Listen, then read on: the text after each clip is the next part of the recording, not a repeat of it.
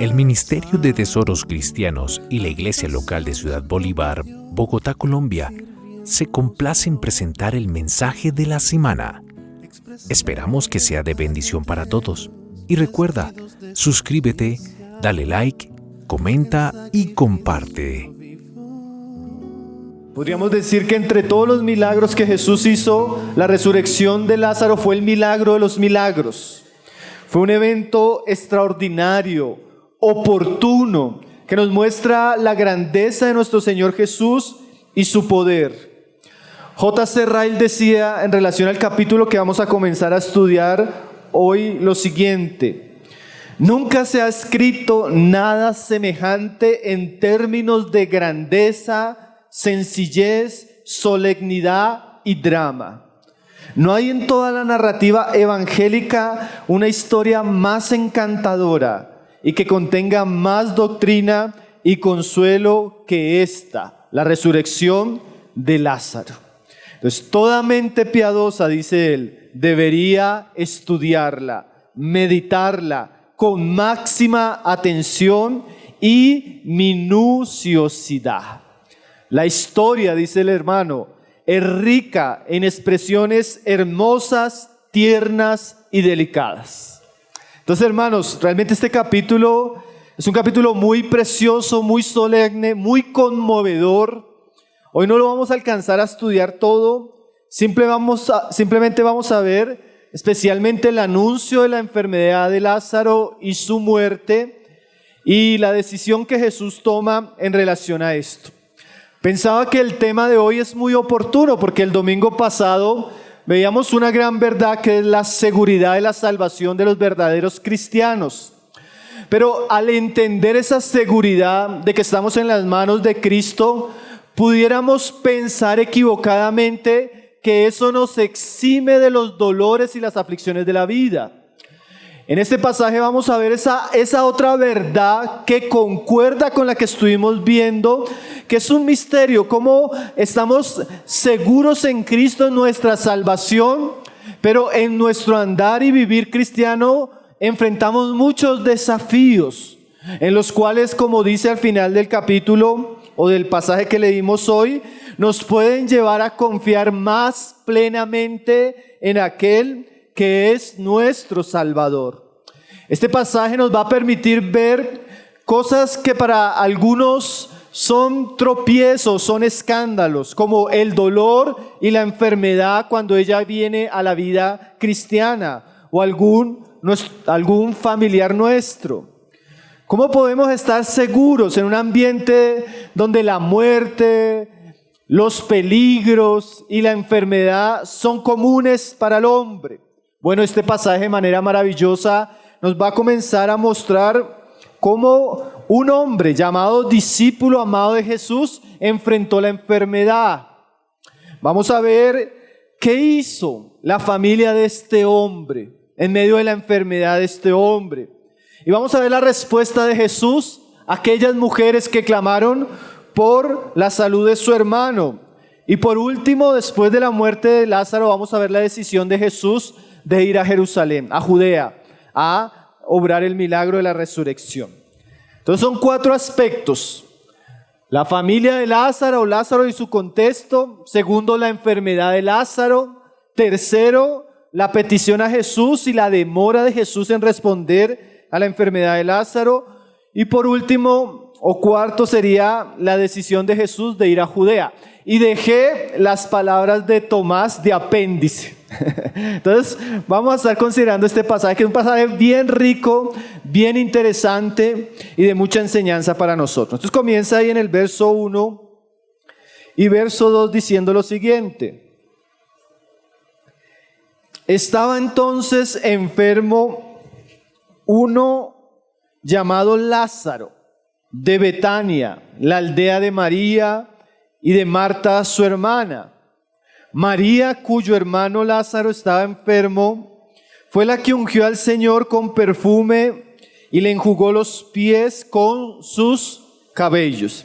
Entonces lo primero que Juan nos dice es quiénes fueron las personas que son presentadas en esta situación.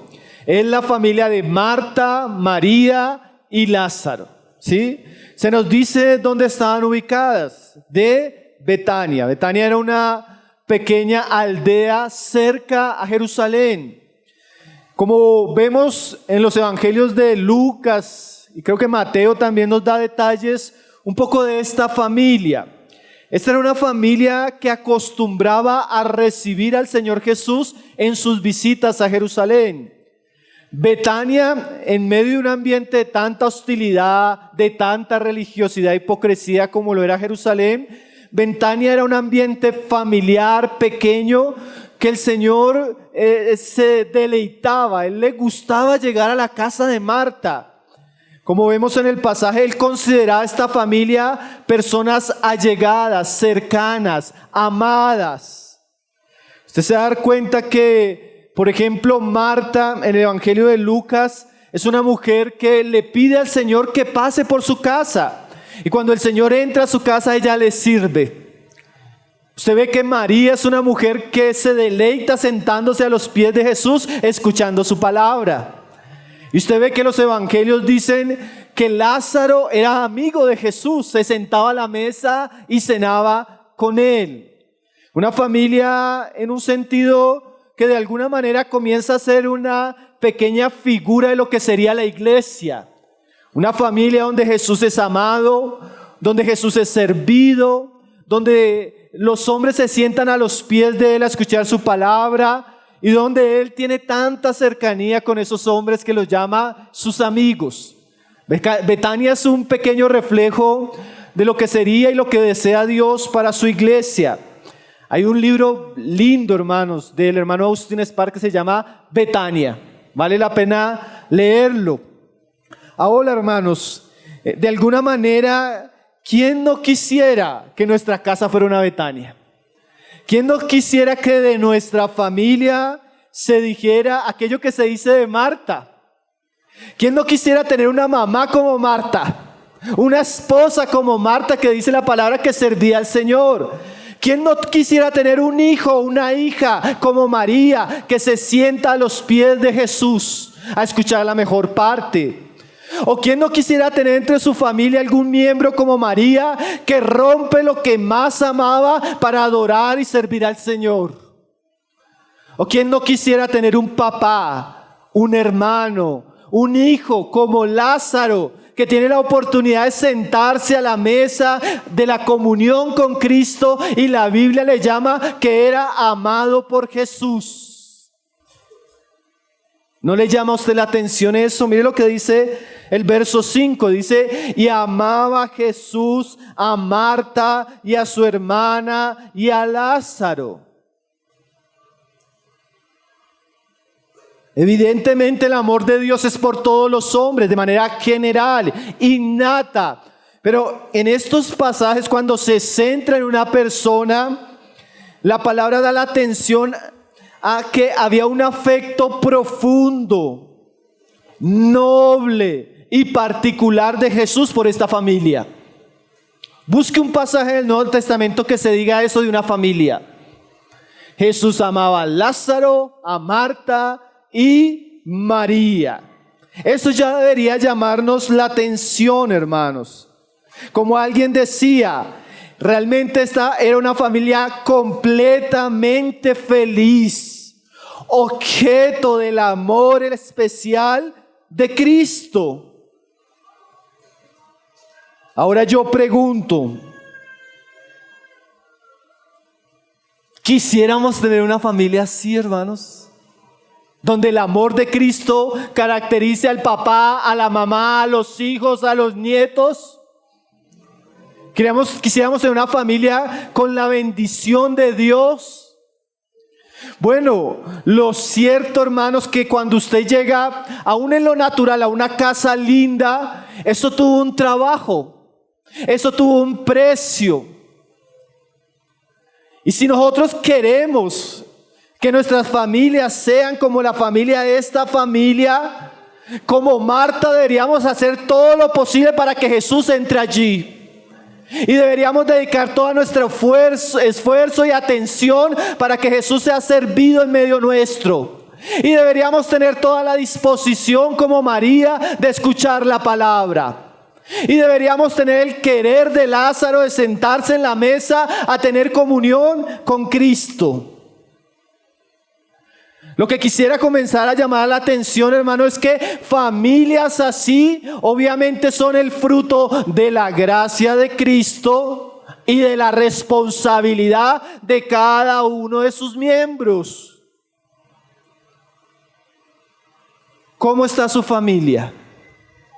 Sus hijos son como María, su esposa como Marta, su esposo como Lázaro. Ahora, posiblemente la mayoría de nosotros nos encontremos lejos de esta realidad, pero el pasaje nos muestra que esto puede suceder. Que nuestra casa se puede volver un lugar donde Cristo es honrado, Cristo es amado, Cristo es conocido, Cristo es servido por el mayor como el menor de los nuestros. Hermanos, pensaba en este pasaje lo importante que es tener, por ejemplo, conferencias para la familia. Donde podamos hablar cómo una familia puede traer a Cristo a sus relaciones. Donde podamos entender qué espera Dios de nosotros en nuestro hogar, en nuestra vida. Recuerde, yo quiero que tenga eso bien presente. Recuerde que Cristo quiere no solo salvarlo a usted, sino salvar también su casa.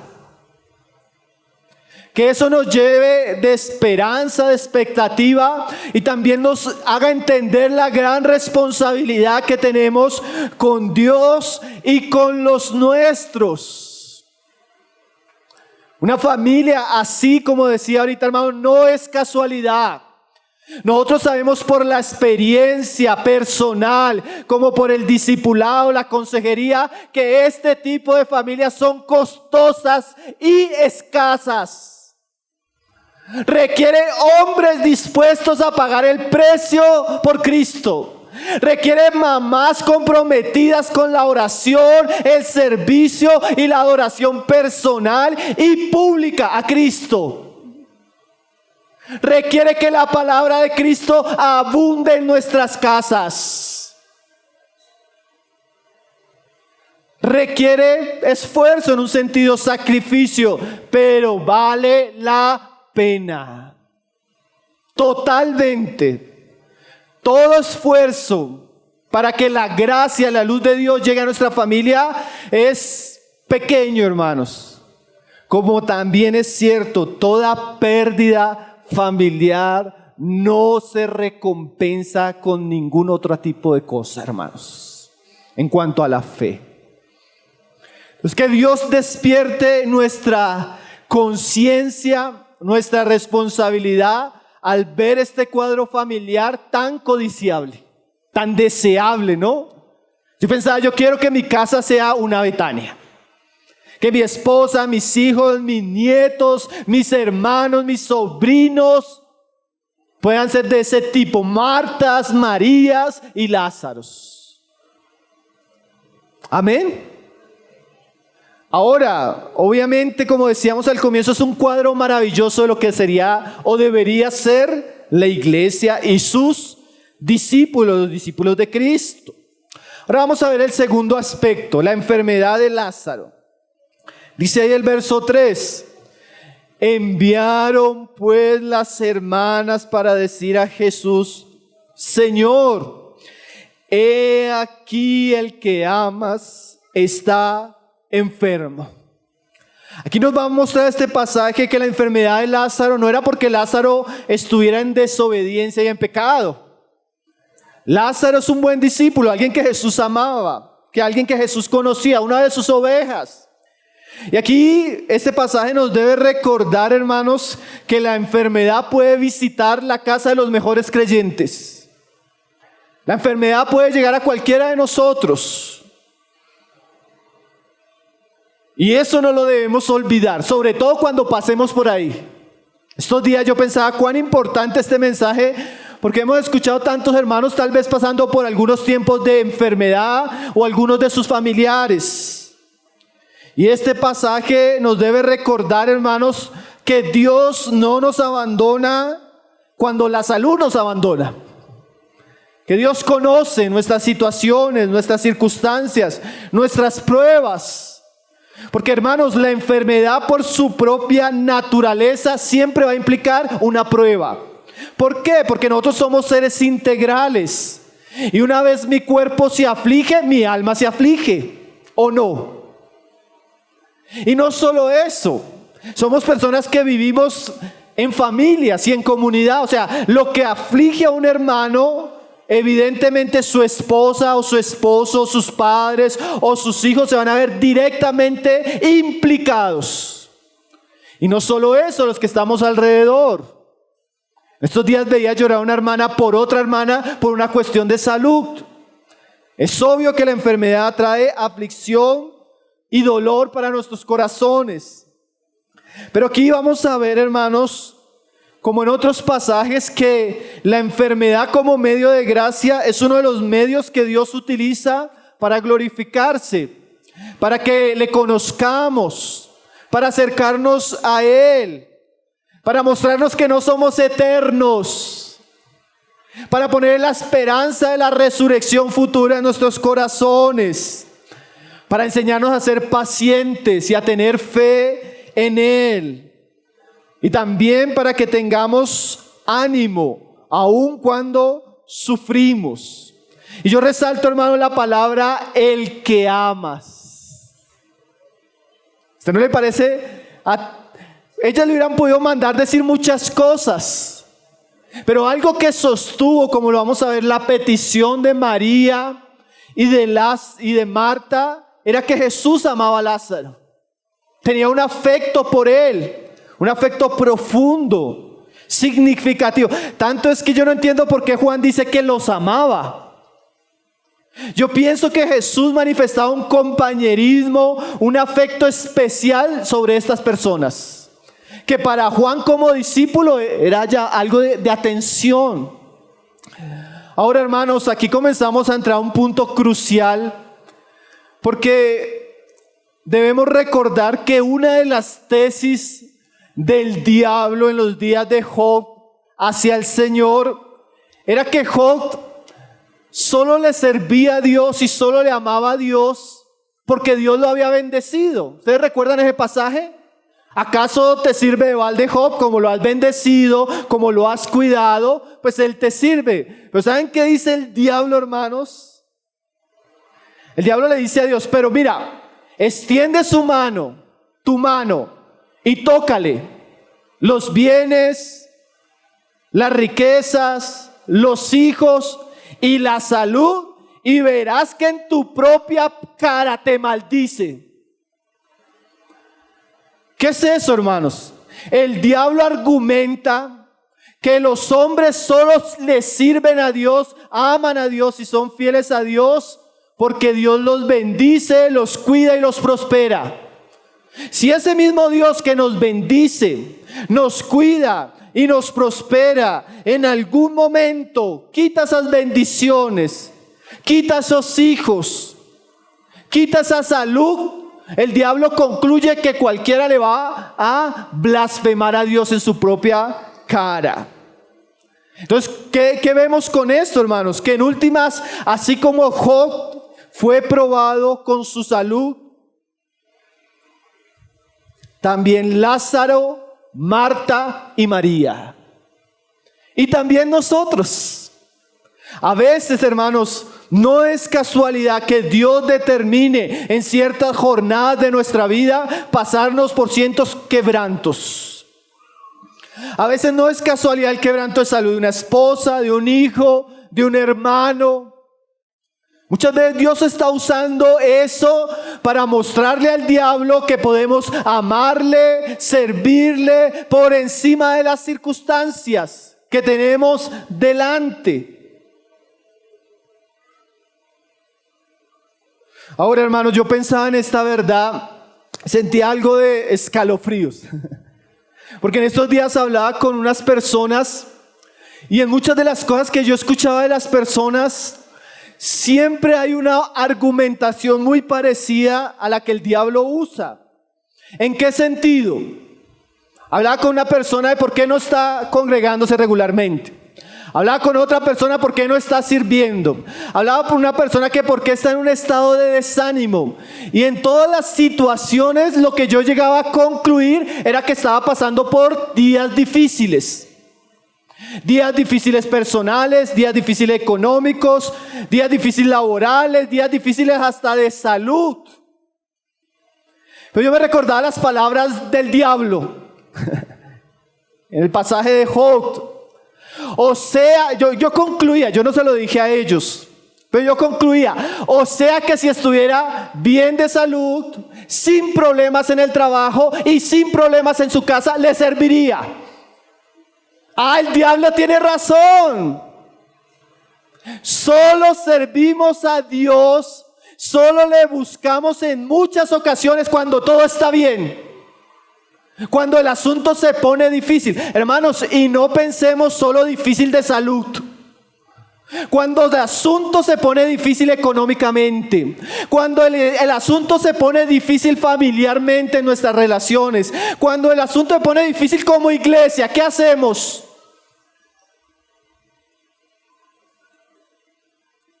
¿Cumplimos las palabras del diablo? ¿O qué hacemos? Señor, a pesar de esto, yo quiero seguirte. A pesar de esto, yo quiero amarte, yo quiero buscarte. No quiero solo ser un fiel discípulo cuando todo está bien. Es fácil servir, es fácil perseverar, es fácil involucrarnos, es fácil amar cuando todo está bien. ¿No les parece, hermanos? Pero cuando las cosas se ponen difíciles, contrarias, adversas, dolorosas, ahí es donde realmente se prueba, sobre todo, hermanos, nuestra fidelidad a Cristo, nuestros afectos a Él. Como le decía a alguien que me escribía de otra ciudad, me decía que está a punto de abandonar el ministerio en la iglesia. Yo le decía, usted puede parar por un tiempo su servicio en la iglesia, lo que nunca debería parar es su devoción y su amor por Cristo. Que este tiempo de quietud lo lleve a conocer más, a buscar más y a desear más estar con Cristo. Pero lo cierto es, hermanos, que a veces cuando vienen las situaciones difíciles, la mayoría tiende a claudicar, tiende a amargarse, tiende a escandalizarse, tiende a bajar la guardia. ¿Por qué si soy cristiano me pasa esto? Me enfermo. ¿Por qué si soy cristiano tengo problemas con mi esposa? ¿Por qué si soy cristiano lucho con este hijo? ¿Por qué si soy cristiano mi economía es tan escasa? Tal vez porque Dios está probando nuestra fe. Y es necesario que en algunos momentos de nuestra vida pasemos por ahí. Pero obviamente lo que Dios espera en esos tiempos, a diferencia de lo que espera el diablo, porque ¿qué espera el diablo? Que blasfememos con nuestra boca. Dios espera, hermanos, que seamos fieles, que creamos en Él, que como hizo María y Marta, ¿qué hicieron ellos? ¿Qué hicieron ellas? Clamaron a Jesús. Porque mire lo que dice el verso 3. Enviaron pues las hermanas para decir a Jesús: Señor, he aquí el que amas está enfermo. Hermanos, estas mujeres conocían a su Señor y en vez de escandalizarse en esta situación, lo que hacen es clamar, orar, buscar ayuda en Cristo, buscar socorro en medio de esta dificultad. Y este es un cuadro hermoso, como alguien decía, y conmovedor. Ellas le hubieran podido decir: Señor, decreta una palabra y sánalo inmediatamente, o ven rápido. Pero ellas, ¿qué dicen? El que amas está enfermo. Ellas conocían el corazón del Señor, hermanos, y en un sentido ellas claman, pero con humildad. Y claman también con confianza que el amor de Cristo hacia Lázaro va a hacer que Lázaro esté en las mejores manos. Entonces, hermanos, aquí tenemos un ejemplo de la confianza y la devoción que debemos tener cuando estamos en situaciones difíciles. Señor, tú que me amas, mira lo que está pasando, Señor. Es una oración, como alguien decía, corta pero sincera, corta pero profunda, corta pero poderosa. Y nos muestra, hermanos, qué debemos hacer cuando vienen los días malos o difíciles. Elevar nuestras oraciones a Dios, buscar a Cristo, enviar un mensajero. Esta persona por lo menos gastó un día de trayecto llevando el mensaje de Marta y María a Jesús. Y alguien decía, qué bueno es tener en el hogar una Marta y una María. ¿Sí? Que clama por ese esposo enfermo, que clama por ese hijo enfermo, que clama por ese que está en momento de aflicción y angustia. Qué hermoso tener Martas y Marías en la iglesia que oran por los que están en aflicción, que oran por los que están pasando necesidad, que oran por los que tal vez el día de hoy están pasando pruebas.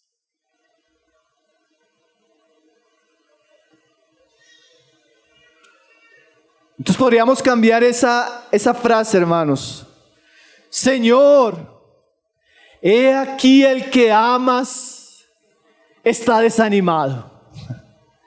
He aquí el que amas está desviándose, Señor. He aquí el que ama ya no quiere escuchar tu palabra. He aquí el que ama ya no quiere servirte. He aquí el que ama se está yendo al mundo. He aquí, hermano, no es solo una enfermedad física.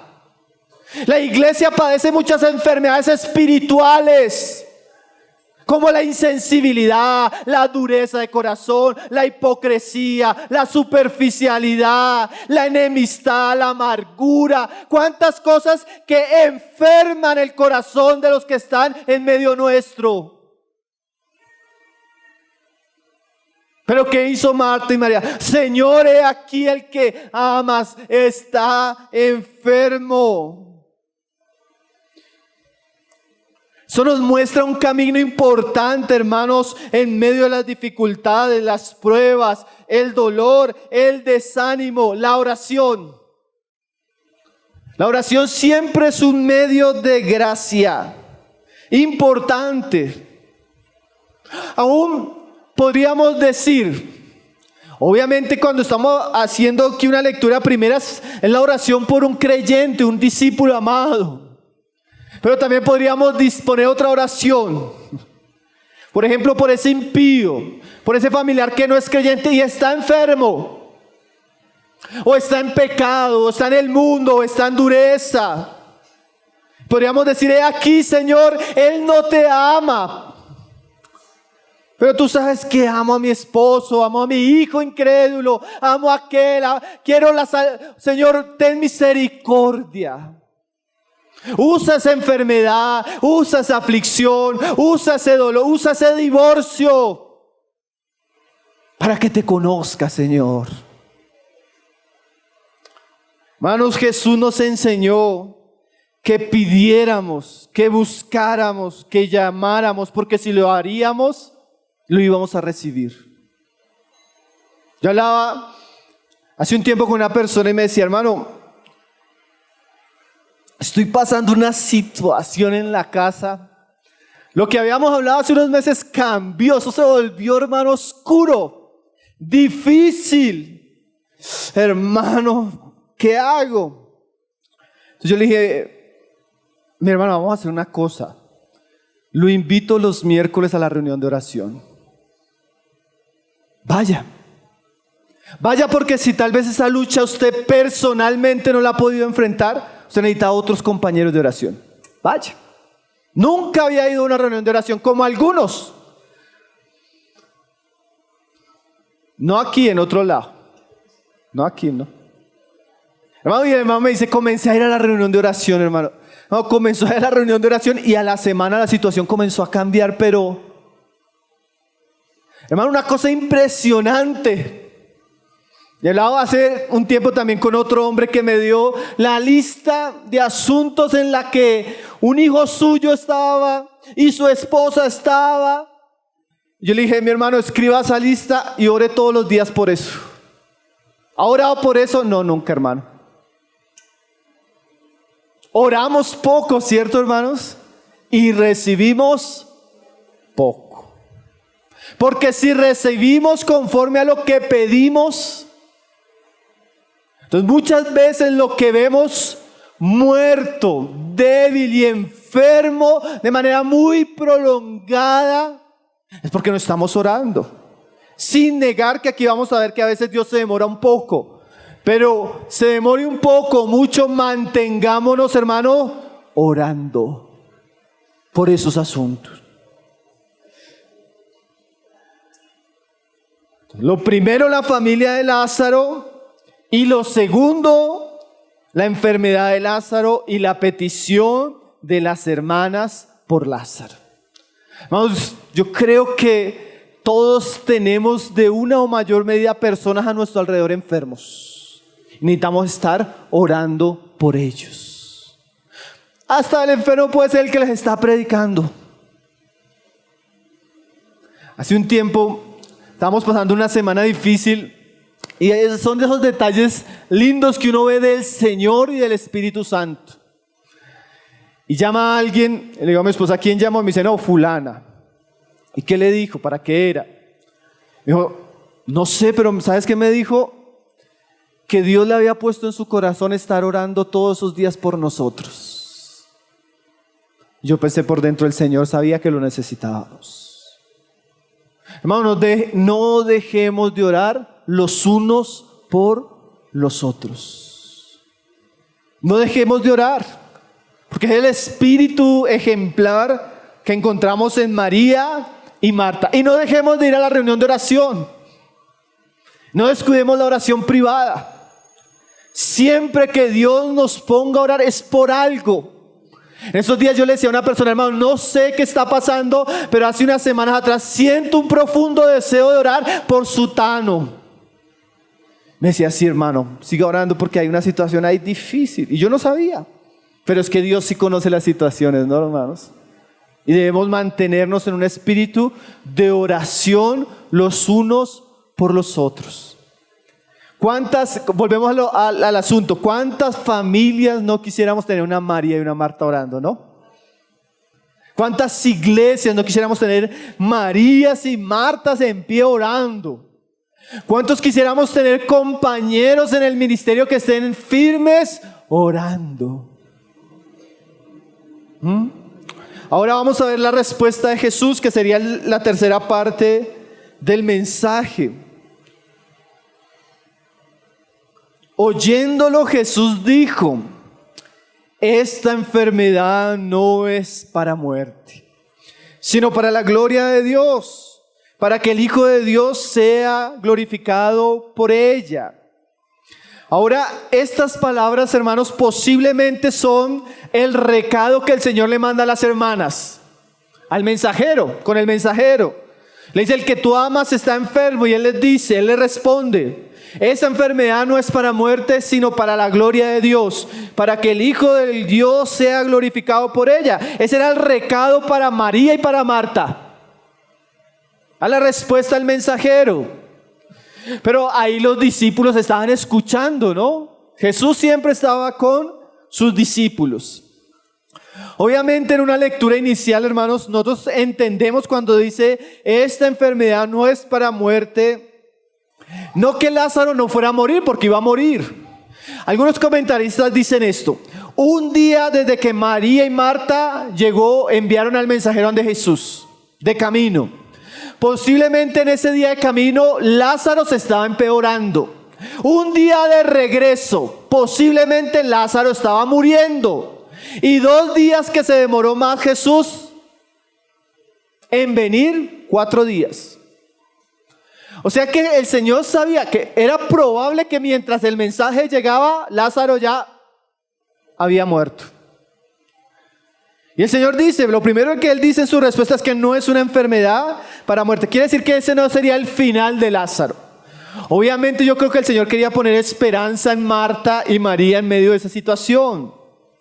Pero Él sigue diciendo, sino para la gloria de Dios, para que el Hijo de Dios sea glorificado por ella. ¿Qué quiere decir? Como vimos en ocasiones anteriores, a veces Dios permitía una enfermedad como la del ciego, para que este hombre experimentara la gloria y el poder de Jesucristo. Y que en esa obra Jesucristo fuera glorificado. De la misma manera, el Señor, no fue que Él produjo la enfermedad, pero Él sí iba a usar la enfermedad para mostrar una obra grandiosa, gloriosa, y que las personas pudieran creer en Él. ¿Ustedes recuerdan cómo terminó el pasaje de la discusión en el capítulo anterior del Señor con los judíos? Si no me creéis a mí, creed en mis obras. O sea, el Señor iba a sellar su ministerio con una gran obra que daría toda la evidencia para creer que Jesús era el Cristo, el Hijo de Dios, y ellos pudieran verle glorificado y así creer en Él. Era una obra que iba a traer, obviamente, gloria a Jesucristo, fe en Él, esperanza en Él. Iba a quitar toda argumentación falsa de los enemigos. Entonces era una obra importante, hermanos. Y alguien decía, Dios permitió la aflicción de esta familia para mostrar su gloria. Dios permitió la enfermedad y la muerte de Lázaro para que él experimentara el poder de la resurrección como unas primicias de la gran resurrección del pueblo de Dios. Ahora, no necesariamente podemos usar el pasaje para pensar que todos los que están enfermos se van a sanar. No siempre. Porque eso depende de la voluntad soberana y del propósito que Dios tiene en cada persona. Como el caso muy común es el de Hechos de los Apóstoles. Mientras Jacobo es muerto por Herodes, ¿recuerdan? Pedro es liberado de la cárcel. A veces Dios sana y se glorifica en la sanidad. A veces la persona muere y Dios se glorifica también en su muerte. Lo cierto es que el principio general de este pasaje sí es obvio para toda dificultad y aflicción. Podríamos decir el verso 4, en medio de lo que venimos hablando, esta situación difícil, este problema, esta crisis matrimonial, esta crisis con este hijo, esta crisis en esta situación, a pesar de que Dios no sea el responsable, Él puede cambiar eso para su gloria y para que creamos en su poder, su gracia y su amor. Hermanos, y debemos llevarnos en esa expectativa. A veces una persona, yo he tenido ese testimonio, hermano, yo llegué, me afirmé y a los 2 meses creyeron mis hijos, se convirtió en mi esposa y ahora toda mi familia sirve. Yo sé qué lindo testimonio. Pero también he escuchado otros testimonios. Hermano, yo llegué a la iglesia, mi hija llegó, pero mi esposo, qué hombre duro. Borracho, mujeriego, golpeador. Durante 20 años le soporté a ese hombre y se convirtió. A veces Dios hace de una manera, a veces hace de otra. A veces he escuchado este otro testimonio. Hermano, yo me convertí al Señor y mi casa se opuso, el enemigo se opuso. Y llevo 30 años luchando con esa familia y no se convierten. Y usted me dice, pero ¿cuál es el testimonio? Que se mantuvo fiel esos 30 años a pesar de la oposición de su familia. Otro testimonio, ¿no? Lo cierto es, hermanos, y escúcheme esto, que si usted ama a Dios, como dice Pablo, Y en el sentido como Jesús le ama como a Lázaro, Él puede usar todas nuestras situaciones, las más adversas, para su gloria. Para su gloria. Dice ahí, oyéndolo Jesús dijo, esta enfermedad no es para muerte, sino para la gloria de Dios y para que el Hijo de Dios sea glorificado por ella. Y dice el 6, cuando oyó pues que estaba enfermo, se quedó 2 días más en el lugar donde estaba. Ahí cuadran los días, ¿no? Un día del anuncio, 2 días que se quedó y un día en ir, 4 días. Hermanos, aquí algo que este pasaje nos muestra es que el Señor hubiera podido ir, hasta hubiera podido hablar y confesar la sanación de Lázaro. Él ya lo había hecho en otros lugares. ¿Se acuerda el centurión? Ve y ora por él. No necesito ir, dijo el Señor. Por tu fe ya has sido curado. ¿Por qué el Señor se demoró?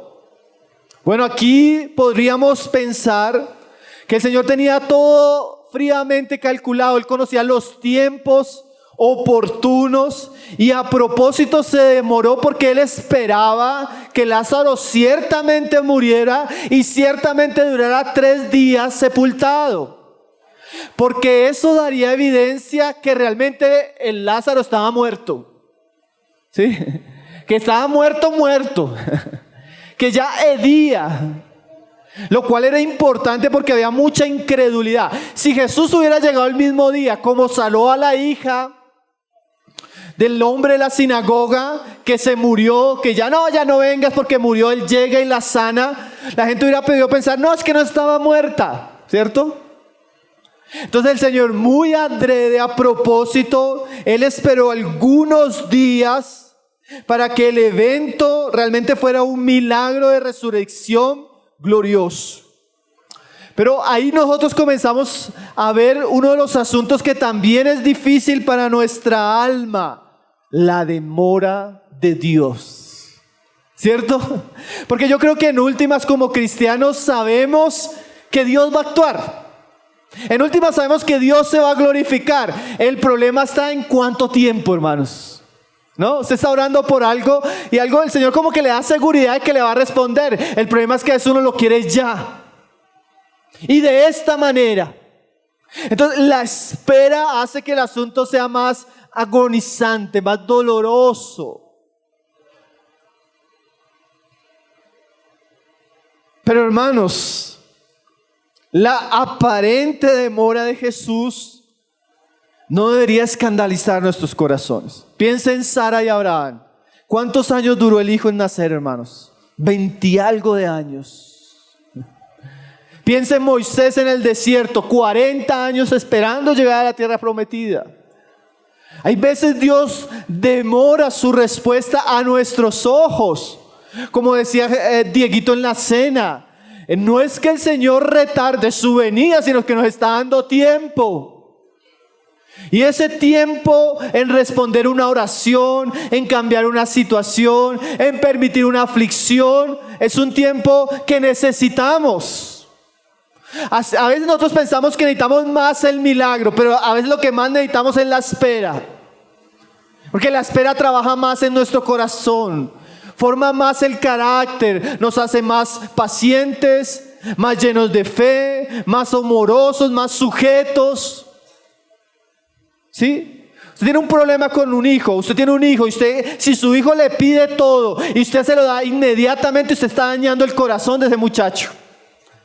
Porque lo vuelve egocéntrico, egoísta. Lo vuelve que él es el señor y amo de esa casa, ¿cierto? Pues Dios sabe que Él necesita trabajar con nosotros, hermanos. Y a veces en algunos asuntos hay espera. En algunos asuntos hay silencio. En algunos asuntos hay demora. A veces aparentemente se le salieron las cosas de la mano a Dios. Pero hermanos, recordemos que hemos visto por el Evangelio que Jesús es Dios. Jehová con nosotros. Y como Dios, Él tiene el control absoluto y soberano de todas las situaciones, y que Él hace conforme al tiempo perfecto de Dios. Lo que nos enseña a qué, hermanos, a ser pacientes, a esperar con fe, a caminar con paciencia como aquellos que alcanzaron la fe de esa manera, las promesas por la fe de esa manera. Entonces ellas claman al Señor y la respuesta a eso no es para muerte, eso es para mi gloria, pero se demoró. Bueno, todas esas cosas están envueltas en medio de este evento. No nos escandalicemos, hermano, no nos desanimemos y no nos frustremos porque aparentemente las cosas están saliendo de nuestro tiempo, porque Dios tiene un tiempo para cada situación. Ahora, miremos la última parte de este pasaje, que es la decisión después de que Lázaro muere de Jesús, ir a Judea. Verso 7 en adelante. Obviamente yo no voy a alcanzar a ver el milagro. El milagro lo vamos a ver dentro de 8 días. Pero hay varias cosas que aquí en este pasaje también vale la pena ver. Dice ahí en el verso 7. Luego, después de esto, o sea, de los 2 días, dijo a los discípulos: vamos a Judea otra vez.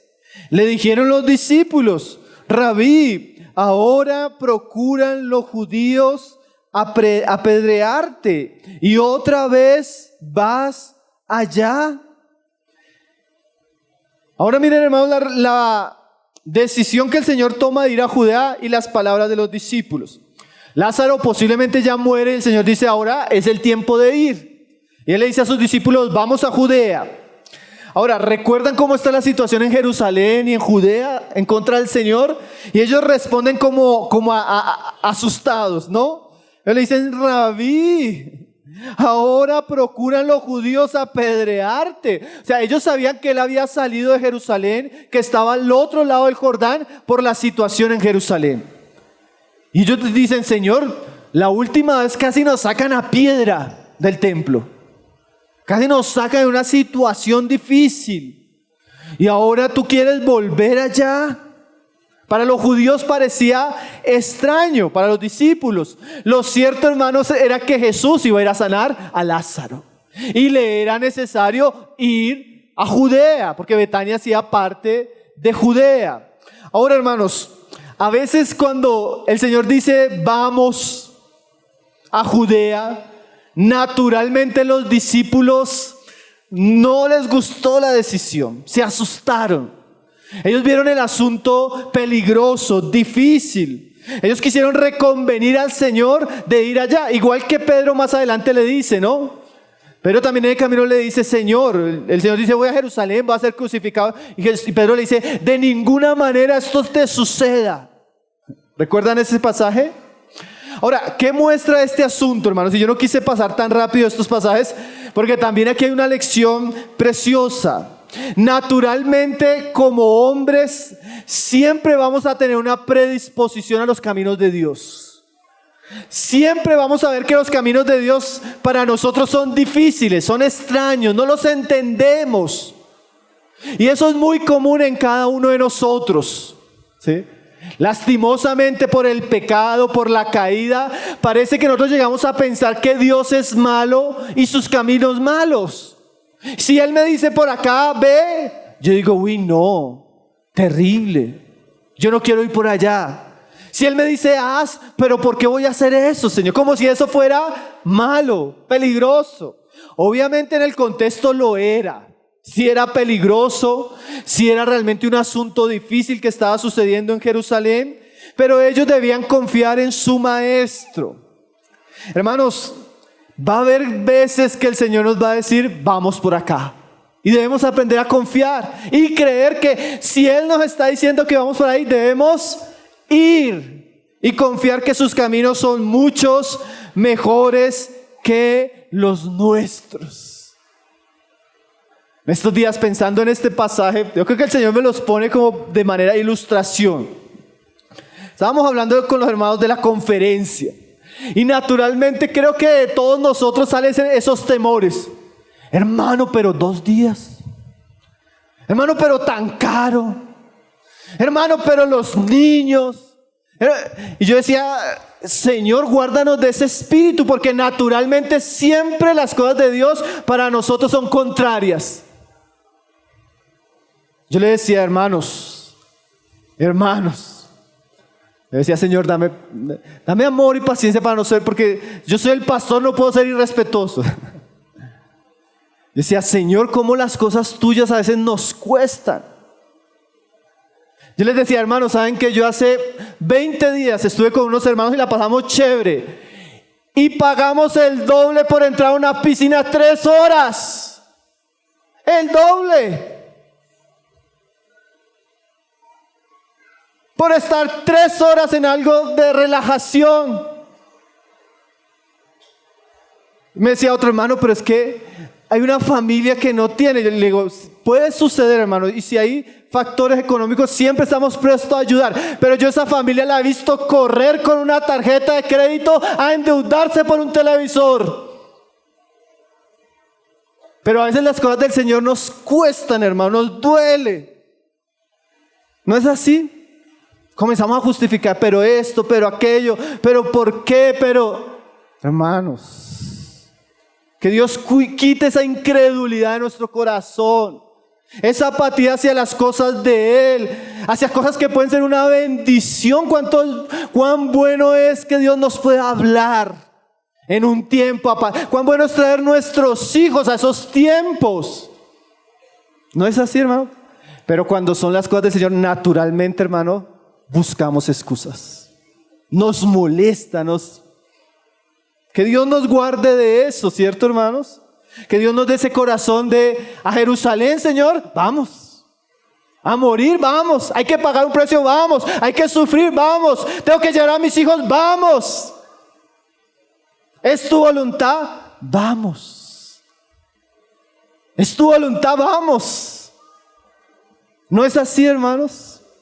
Que el Señor guarde esa predisposición en nuestros corazones.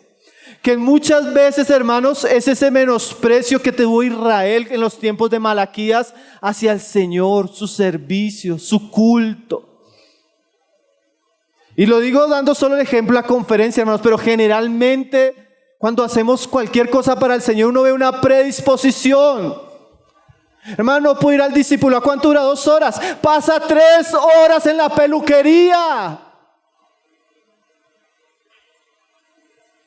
Es lejos, va todos los días al trabajo y dura 1:30. No puede ir a una reunión de oración.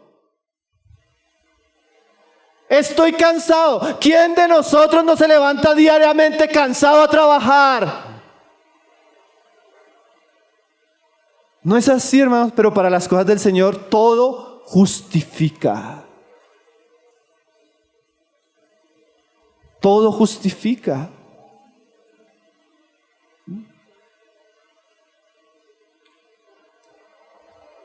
Miren lo que dice el Señor, hermanos. Verso 9. Respondió Jesús: ¿no tiene el día 12 horas? El que anda de día no tropieza porque ve la luz de este mundo. El Señor responde a sus discípulos con una alegoría. Y eso es bueno, hermano. Yo leí este pasaje. Este fue de los pasajes que más me impactó de todo el estudio que hice del texto. El Señor le dice a los discípulos, ellos tienen miedo de ir a Jerusalén. Pero le responde así: mira, el día tiene 12 horas y el que anda de día no tropieza porque ve la luz de este mundo. Obviamente él está usando simbólicamente una realidad. Cuando una persona, por ejemplo, en aquellos días cuando viajaba, no es como hoy que hay carretera, hermanos. No hay como que hay alumbrado, que hay señalización, no, nada. Montañas, desierto, peligro, caminos rurales. ¿Usted ha tratado de caminar en oscuridad en un camino rural? Es asustador. Pero el Señor usa esa alegoría. Si usted camina en el día, usted se da cuenta de las cosas y no tropieza. El día tiene 12 horas. Mientras camine de día no voy a tropezar. ¿Cuál es la enseñanza para nosotros, hermanos? De alguna manera, el día y las 12 horas, en este contexto, obviamente representan la voluntad de Dios. Y mientras Jesús estuviera caminando a la luz de la voluntad de Dios, nada le iba a suceder. Porque como dijo un autor, nosotros somos inmortales hasta que Dios cumpla su voluntad en nosotros. Y Jesús lo sabía. Él sabía que mientras estuviera en la voluntad de Dios, Él podía ir a Judea, a Jerusalén, y no le iba a suceder nada, ¿cierto? Pero esto tiene una gran lección para nosotros, hermanos. El día representa andar sincronizado en la voluntad, en el tiempo y en el propósito de Dios. Mientras yo esté sincronizado a la luz de Dios, al tiempo de Dios, a la voluntad de Dios, yo puedo tener certeza que por más que haya aflicción, dificultad, circunstancias opuestas, no voy a tropezar. Si usted y yo y todos caminamos haciendo la voluntad de Dios, aunque la voluntad de Dios parezca difícil, aunque la voluntad de Dios parezca adversa, aunque la voluntad de Dios parezca temeraria, si es la voluntad de Dios, Él se compromete a cuidar nuestros pasos. Él se compromete a estar con nosotros. Él se compromete a bendecirnos, a sustentarnos, a darnos la victoria sobre nuestros enemigos. ¿A usted no le llena eso de seguridad, hermanos? A mí este pasaje me pareció... Yo sentía que el Señor me decía, mientras camines de día, mientras andes de día, no te preocupes por las cosas. Yo voy a ayudarte. Yo voy a ayudarte. Entonces, hermanos, si estamos haciendo la voluntad de Dios en el tiempo de Dios, por más que no entendamos, porque a veces no entendemos qué es, tengamos seguridad de que el Señor va a estar con nosotros. Pero mire lo opuesto. Verso 10. Pero el que anda de noche tropieza. ¿Por qué? Porque no hay luz en él. Si andar en luz implica andar en la voluntad de Dios, en el tiempo de Dios, en el propósito de Dios, haciendo lo que agrada a Dios, que es tiniebla, lo opuesto. Entonces una persona ve que la voluntad de Dios parece difícil y se desincroniza, se aleja de esa voluntad, comienza a andar en sus propios caminos, comienza a andar en desobediencia, en necedad, en rebeldía a la luz de Dios. Por ende está caminando en oscuridad. ¿Y cuál es el resultado cuando usted camina en oscuridad? Tropieza. Tropieza. ¿Y saben qué significa tropezar en la Biblia? Tropezar es cuando usted se encuentra con algo en el pie y se golpea y cae. Pero en la Biblia, hermanos, metafóricamente el término habla para referirse al fracaso. Sea el fracaso por pecado, por desobediencia, sea el fracaso personal, familiar o como pueblo. Por eso es cuando el Señor dice, si haces tropezar a uno de mis pequeños, o sea, si lo haces fracasar en la fe, lo haces pecar y caer en la fe, vas a ser responsable. Entonces la idea de esto, hermano, y este también fue un punto que me tocó bastante. Cuando yo por temor, por miedo, o por orgullo, o por un problema, o por una enfermedad, o por una situación difícil, yo salgo de la voluntad de Dios, quedo en tinieblas. Y muy posible en ese camino voy a tropezar. No importa quién sea. Si nos alejamos de Dios, de su voluntad, de su palabra, de Cristo, de nuestra oración con Él, vamos a tropezar sí o sí. ¿Por qué les digo que me impactó tanto estos pasajes? Porque en estos días precisamente estábamos recordando hermanos del pasado, hermanos que iban caminando la carrera, hermanos, y en algún momento tomaron una decisión en una dirección totalmente opuesta y tropezaron. Hermano, yo conversaba con la persona que estaba hablando del asunto y me dio tanta tristeza y nostalgia, eso que usted tiene un recuerdo lindo y usted recuerda lo que pasó. Miren un asunto, hermano, no es el caso de todos, pero simplemente son verdades. Piense un hombre de Dios, hermano, piense un hombre que enseña bien la palabra de Dios, lleno de gracia, en un buen carácter.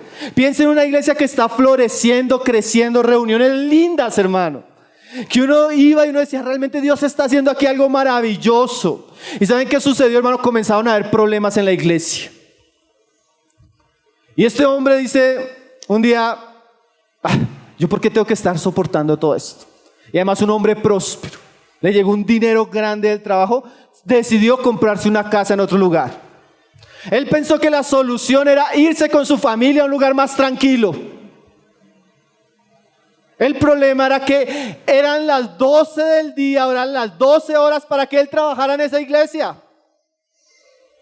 Para que él edificara, para que él pagara el precio por esos hermanos. Hermano, se fue a una vida mejor. Hermano, usted no sabe lo que le pasó a esa familia, hermanos. Usted no sabe cómo está la fe de ese hombre hoy. La fe de su esposa, la fe de sus hijos. Oye, hermano, qué triste.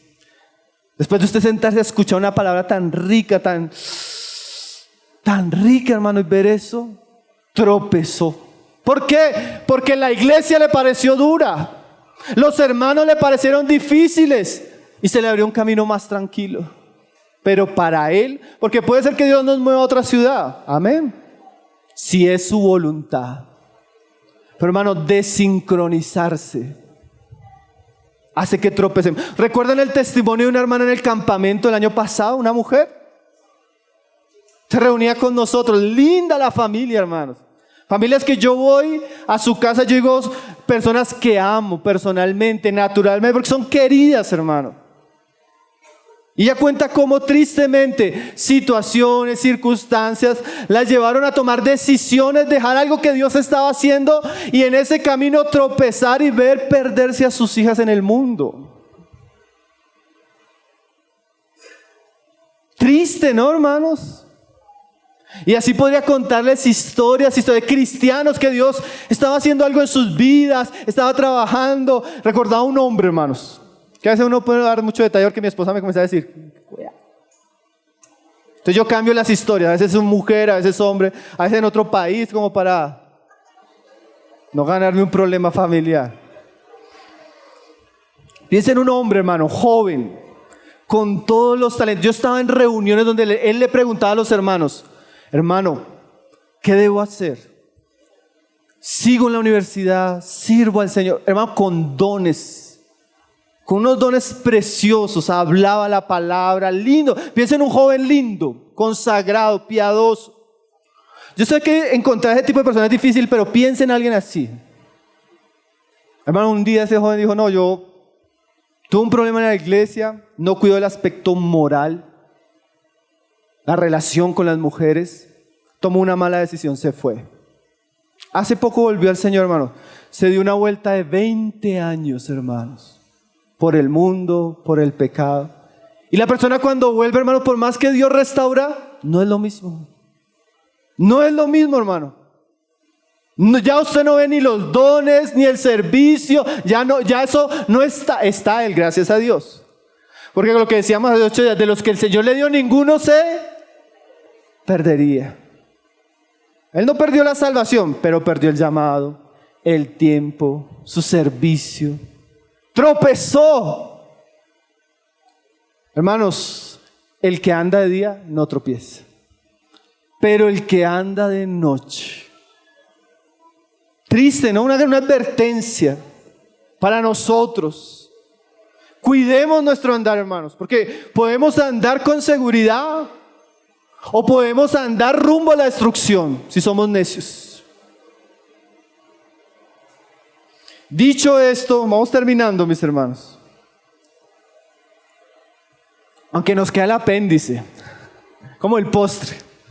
Dicho esto, les dijo después, nuestro amigo Lázaro duerme, mas voy para despertarlo. O sea, les está diciendo a qué va. Dijeron entonces sus discípulos, Señor, si duerme sanará. No entendían que había muerto. Pero Jesús decía esto de la muerte de Lázaro y ellos pensaban que hablaba de reposar del sueño. Entonces Jesús les dijo claramente, Lázaro ha muerto. Y me alegro por vosotros de no haber estado allí para que creáis, mas vamos a él. O sea, él les explica, vamos a ir por Lázaro. Y me alegro que no hayan estado ahí porque ustedes van a ver mi poder y van a creer en mí.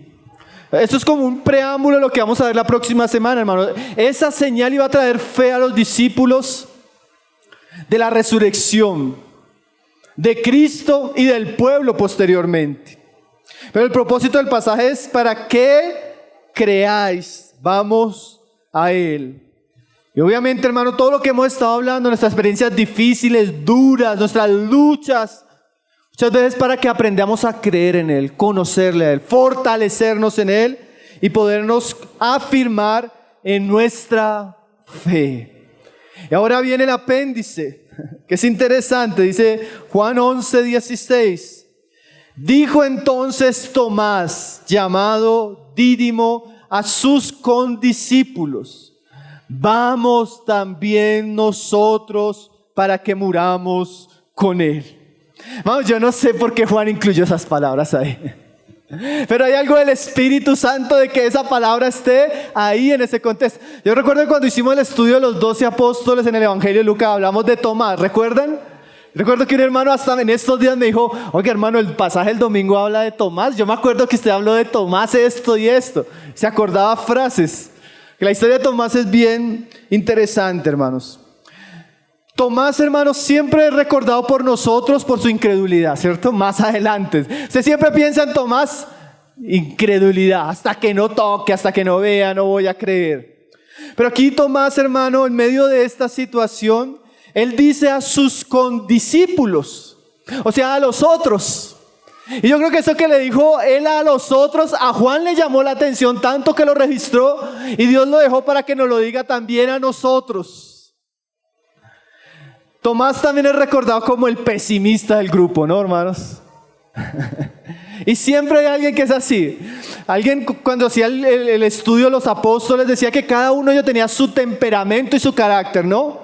Hay algunos impulsivos como Pedro, hay algunos silenciosos como Andrés, habían unos pasionales como Juan, amaba, quería que encendiera fuego. De todo. Tomás era el pesimista. Siempre uno tiene ese hermano que dice: uy, no, hermano, porque eso, y le dice, siempre tiene esas palabras que usted dice, viste. Es esa personalidad difícil, el pesimista es difícil. Pero ¿qué quiero resaltar de las palabras de Tomás, hermanos? Que aunque él sabía que ir a Judá realmente era posiblemente la muerte de Jesús, porque ellos ya habían visto casi que lo apedreaban. Miren lo que dice Tomás: vamos también nosotros para que muramos con Él. Alguien decía, Tomás, a pesar de su pesimismo, refleja un compromiso con Cristo incalculable. Él pensaba lo peor, pero estaba dispuesto a ir aunque fuera lo peor. Si es a morir, pues vamos todos a morir, pero vamos. Tomás vio el peligro, la muerte, no obstante, se mostró fiel y leal y animó a sus hermanos a hacerlo. No abandonó a Cristo a pesar de la muerte y los peligros que venían. Hermano, que Dios nos haga, como así seamos pesimistas naturalmente, que Dios nos haga fieles y leales. No, pero es que eso nos va a ir mal, pero de todos modos vamos con el Señor, así nos vaya mal, ¿no? Porque a veces decimos, no, si nos va bien, vamos. Mejor un pesimista fiel, hermano. Yo pensaba eso hoy. Es que yo conocí unos personajes, así piensa una persona querida. Piensa una persona querida, así, alegre, buena gente, cristianos, ¿no? Así, sí, hermano, de eso salen de la reunión. ¡Qué bendición! Vamos a hacer, ¡qué lindo, qué belleza esto! Y cuando usted los ve, nunca están. Que usted ya los conoce, este es pura palabrería. Y varios que conozco en ese caso son vendedores, hermano. Me disculpan los vendedores. Yo le dije a mi esposa, me vendió ilusiones, que sí iba al campamento, que sí iba a servir, y nada. Y no hay gente que es así, sí, hermano, amén, aleluya, vamos a hacer. Y cuando viene el momento, no están. No están. Jesús hizo una parábola de eso, ¿recuerdan? Pero también conozco hermanos que son pesimistas, pero así. Hermano, eso va a ser problemas con fulano. Eso nos van a decir que estamos haciendo esto. Y es que eso va a pasar esto y esto. Pero están. Un día el hermano me decía, uy, hermano, por esta sí nos va a pasar. Pero ¿qué esperamos? Hagámosle. Ese es Tomás, ¿eh? ¿Usted no quisiera tener compañeros así como Tomás? Fieles, Una esposa así como, oye, amor, usted me saca la piedra, me parece difícil, pero vamos. ¿Sí? ¿No le gustaría tener eso en la casa? O ese compañero en la iglesia que uno dice, no, este hermano es difícil y todo, pero siempre contamos con él. Siempre está con nosotros, siempre fiel, firme, valiente. Hermanos, como Tomás le dijo a sus compañeros, digámonos los unos a los otros. No importa que salga mal, vamos a intentarlo, vamos a por la fe, vamos a pagar el precio, vamos a sufrir. Ahora, lo cierto, hermanos, es que nunca termina mal. Lo cierto es que siempre Dios es fiel, pero vayamos. Amén. Sigamos el ejemplo de Tomás. Nadie sabe, hermanos, pero saben que Tomás fue el primer apóstol en llevar el evangelio a todo lo que sería la India. Y se adentró a Oriente como ninguno de los otros lo hizo. Y murió por Cristo de una manera preciosa y gloriosa. ¿Sabía usted eso de Tomás? No, solo sabía que... Vamos, Tomás es un ejemplo de un hombre que siguió a Cristo a pesar de su pesimismo natural y cumplió la voluntad de Dios. Animémonos y vayamos adelante. No importa lo que esté viendo nuestros ojos, creamos con Cristo que si sufrimos aquí con Él, también reinaremos aquí con Él. Hermanos, qué pasaje lindo, ¿no? Lleno de lecciones. Cómo debemos enfrentar el sufrimiento y las adversidades en Cristo y poniendo nuestra confianza en Él. Vamos a orar para dar gracias al Señor por su palabra el día de hoy. Padre, te damos gracias, Señor. Muchas gracias, Señor, por tu palabra que siempre, Señor, es de aliento, Señor. Siempre, Señor, es oportuna, Señor. Siempre, Señor, ella es viva, eficaz. Siempre ella destapa nuestro corazón, nuestras luchas, Señor. Nuestros temores, nuestra necedad también. Pero gracias porque tú usas tu palabra para hablarnos, Señor. Para enseñarnos, para corregirnos, Señor. Señor, no dejes que nuestro corazón se escandalice, Señor. Cuando vienen los días malos, Señor. No es que nuestra fe falte en el momento de la prueba, Señor. Es más, queremos orar por aquellos que hoy tal vez están pasando pruebas de salud, Señor. Aflicciones en el hogar, Señor. Pruebas económicas, Señor. Queremos pedirte que su fe no les falte en este día, Señor. Su fe los sostenga aferrados a ti, Señor. Su fe sea un refrigerio para su alma, Señor. Ayúdales, como ayúdanos a nosotros, Señor. En aquellos días que las situaciones se ponen adversas, Señor. En aquellos días que nuestra confianza parece palidecer, Señor. Anímanos, Señor. Danos gracia, danos ánimo, danos fuerza, Señor, para seguir adelante, Señor. El Ministerio de Tesoros Cristianos y la Iglesia Local de Ciudad Bolívar, Bogotá, Colombia, se complace en presentar el mensaje de la semana. Esperamos que sea de bendición para todos. Y recuerda, suscríbete, dale like, comenta y comparte.